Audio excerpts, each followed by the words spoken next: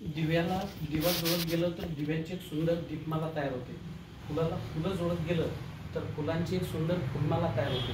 आणि माणसांना माणसं जोडत गेलं तर माणुसकीचं एक सुंदर नातं तयार होतं.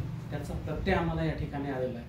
दिनांक 9/1/2025 रोजी रात्री 8:30 वाजता डॉक्टर डोंगरे सरांच्या घरी आम्ही मीटिंग घेतली. मीटिंग हे होती की सोमनाथ कुटुंबाला या सूर्यवंशी कुटुंबाची सांत्वनपर भेट घ्यायची.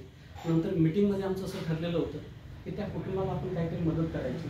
म्हणून आम्ही एक ग्रुप तयार केला आणि तो ग्रुप पाहता पाहता इतका मोठा झाला की तो महाराष्ट्र लेवलवर गेला. म्हणजे अक्षरशः इथे येईपर्यंत सुद्धा लोकांनी आमच्याकडे पैशाचा ओघ पाठवलाच. आज या घडीला इथपर्यंत येईपर्यंत 1,12,224 रुपये निधी डोंगरे सरांच्या खात्यामध्ये तो जमा झालेला आहे. खरोखर याला आपण माणुसकीचं नातं म्हणूया की ज्या आईने आपला मुलगा गमावला तर ती तर कोणी भरून काढू शकत नाही.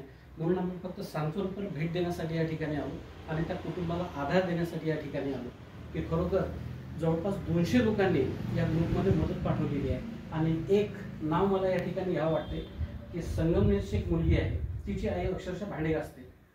त्या मुलीनं सुद्धा याच्यामध्ये 500 रुपये टाकले. मी तिला रागावलो, मी तिला रागावलो की म्हटलं बेटा तू का बरं पैसे टाकले? नाही सर म्हणे, माझं सुद्धा कर्तव्य आहे. आता जेव्हा बोललो की तू काय करत आहे? मी B.Com करत आहे म्हणे. आणि वडील असंच मजुरीचं काम करतात आणि माझी आई धुण्या भांड्याचं काम करते. त्या मुलीनं हा ग्रुप महाराष्ट्र लेवलवर वाढवण्यासाठी खूप मोठी मदत केलेली आहे. या सर्वांच्या वतीनं मी त्या ऋतुजाला खूप खूप धन्यवाद देतो, शुभेच्छा देतो.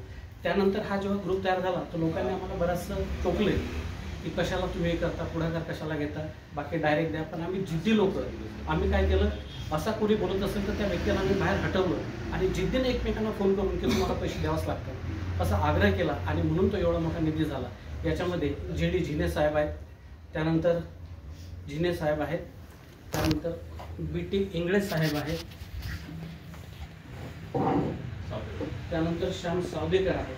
आणि ज्यांच्या नेतृत्वामध्ये आम्ही हे काम केलेलं आहे ते आदरणीय डॉक्टर प्राचार्य वसंत डोंगरे सर आणि वेळोवेळी आम्हाला मार्गदर्शन करणारे आमचे भास्कर भुजने साहेब. या सर्वांचे या ठिकाणी मनपूर्वक आभार व्यक्त करतो, सर्वांना धन्यवाद देतो.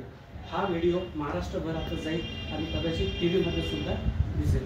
आपल्या सर्वांचे खूप खूप आभार आणि सोमनाथ परिवाराला या दुःखातून शक्ती मिळो याच्यासाठी मी प्रार्थना करतो आणि थांबतो. डोंगरे सर